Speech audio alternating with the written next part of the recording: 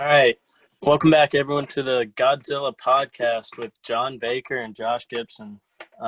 Today's topic is Godzilla, and going to be kind of going over him over the years, how he's transformed from how the Japanese viewed him and how they created him to how it's come to in America, with how he changed over films, where he came from, and what makes him so powerful and frightening.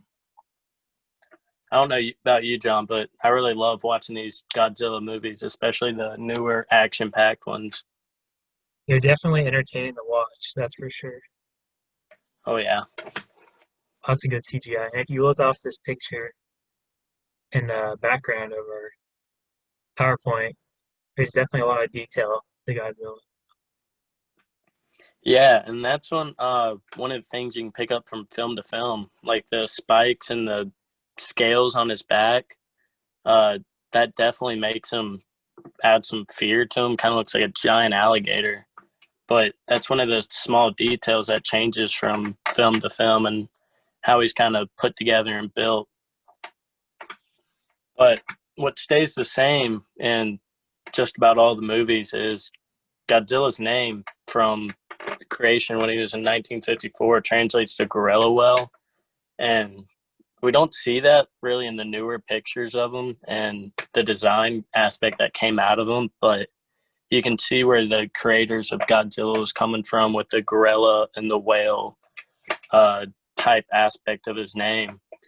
And his appearance has changed a lot of her films, like how we were talking about, how have a lot better CGI now and a lot more money to Yep, spend on doing it. But yep. if anything, he's only gotten scarier looking over the ages, instead of looking kind of like a stuffed animal to now an actual, As real CGI physical improves. monster. Yeah. Yeah. Uh, One of the other things to hit on is it's kind of crazy to think about, because he comes from kind of a real thing, like an atom bomb going off, and the radiation that comes from that uh, kind of strikes your mind. What if, could this happen? Obviously, it's a very stretched out scenario, but what are the long-term effects of radiation? Could it create a creature like this somewhere out there hiding? Or has it already? Yeah. We'll show you our first clip.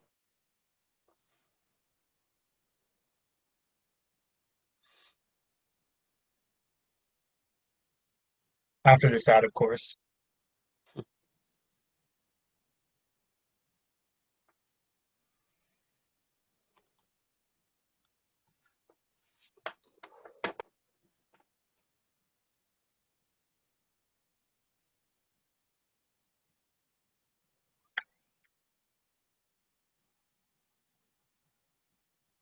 There's that atomic breath and the great CGI that we have nowadays. Yeah, that's really amazing. I wonder how much that costed. So that's probably a couple million right there. But that's what it takes nowadays to create these CGI scary things. They take so much time and effort to put into it and the development. Yeah. Uh, so Godzilla's origins, how we're talking about, is kind of from the Japanese culture, but that's where it originates from. The small island of Lagos. It's where Godzilla was born, and the radiation kind of seeped over to his island and made what we have today. But really, the origins and the creator from 1954, I believe it was, uh, Godzilla was this reptile dinosaur that had survived extinction somehow and then got affected by the radiation and The nuclear radiation fallout. awoke it made it awaken from the Yeah. ocean, like But mutated itself. yeah, and that's kind of, it symbolizes that Japanese fear of, because they've had problems with radiation and atom bombs from Hiroshima and Nagasaki, but it kind of goes back to that realism of, could this actually happen? Yes, it's very far strung out, but these effects of nuclear radiation we've seen before, and it could Hmm. possibly wake something up like this. Very easily. Uh, Uh, as we were talking about earlier, the old Godzilla and the new Godzilla look very different. Yes, they're both very scary. They both destroy cities, both have that atomic breath. But with the newer films comes that more detailed, more fearful, frightening animal that we see nowadays. But it is still good to look back on these old films of Dracula or on Godzilla as I was. Which is this one. Yeah, and we can see kind of how the size changes too. In this film, Godzilla is taller than the buildings, but just barely. And then, as we saw in that last clip, in the clip that we'll see coming up here in a second, Godzilla has changed so much, becoming bigger and more detailed and more powerful just over and over again. He keeps getting stronger.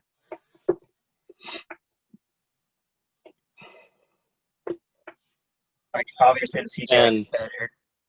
and I don't know about you, but just that appearance right there of Godzilla is pretty frightening to me.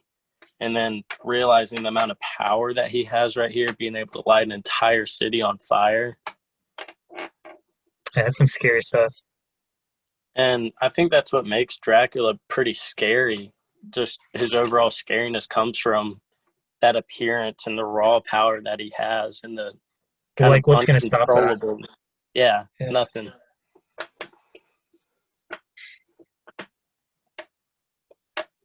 Cool. And here's from the newer video or movie, 2019. This is the and in this clip also more than just looking at Godzilla, we can see the person right there talking. She says, uh, kind of saying to the other monster like Godzilla is the king of all monsters, and that's kind of more the American styled Godzilla. He's kind of on the American side, like fighting other monsters, but Which is kind still of at the funny. same time, yeah, still at the same time, like yes, people are kind of less scared of him, but I don't know about you, but I'd still be pretty scared of something that's on fire that tall, destroying my city. And then one of his new abilities in the newer version, obviously that exploding fireball that he can do. Just his overwhelmingness of like just being so powerful is what really strikes fear into a lot of people. Yes. One of the biggest key differences is, like you said, the change from like Godzilla switching kind of from the bad guy to more of the good guy. Like in the new movies, he's fighting against the monsters to protect the people, more importantly, the American people, which kind of funny that he terrorizes the Japanese. Yeah, He that's helps the just Americans. one of those cultural things that kind of comes into the symbolism of Godzilla, which really, like his appearance, changes over the years because with the original creators, he was just a menace to Japan and their ships and their book and their stories, like that all of their information comes from about Godzilla and their stories before it was given to the Americans and they took over. He was just running through cities, destroying people, not caring at all. But Mhm. now the American view of him kind of gave him like a little sympathy almost to people, Yeah. which I don't see. I think he's just out there destroying everything in his path, which is pretty scary because he literally doesn't care about anything. All right, on to our next topic is why is Godzilla the king of all monsters itself? Uh, And just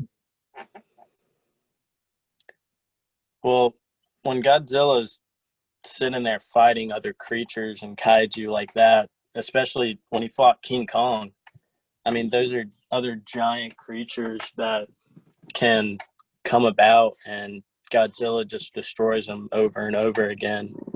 mhm. And one of the things the Japanese viewed him as the king of monsters because they saw firsthand what he could do to them in the earlier films, and that's kind of how the Americans view him. Like they've seen him win countless battles, and they respect him almost.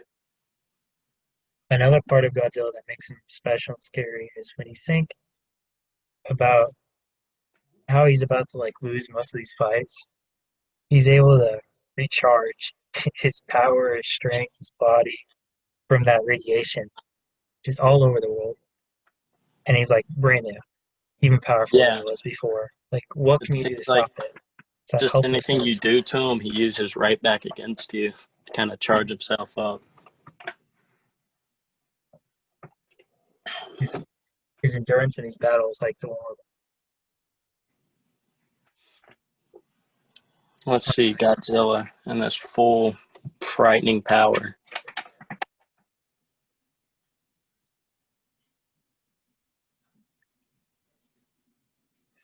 And I don't know about you too, but that scream Godzilla has, that put some fear into anybody if you were there and When he watching shoots it right in into the Earth. movie.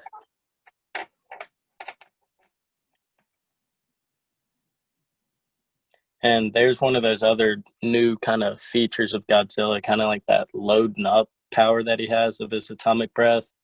It's just really cool to watch how the CGI and graphics have like changed over the years for Godzilla because they're able to kind of take these ideas and make them so much better and more out there and in person and realistic almost because of the technology we have nowadays.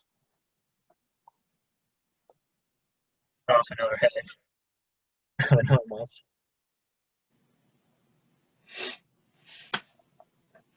Well, John, I think that wraps up all of our time for today. But uh, in overall conclusion, I think Godzilla is a pretty scary monster. Uh, Hope our audience enjoyed what we had put together today. Uh, Thanks for joining us, John. Yep. And I'll see you guys next week.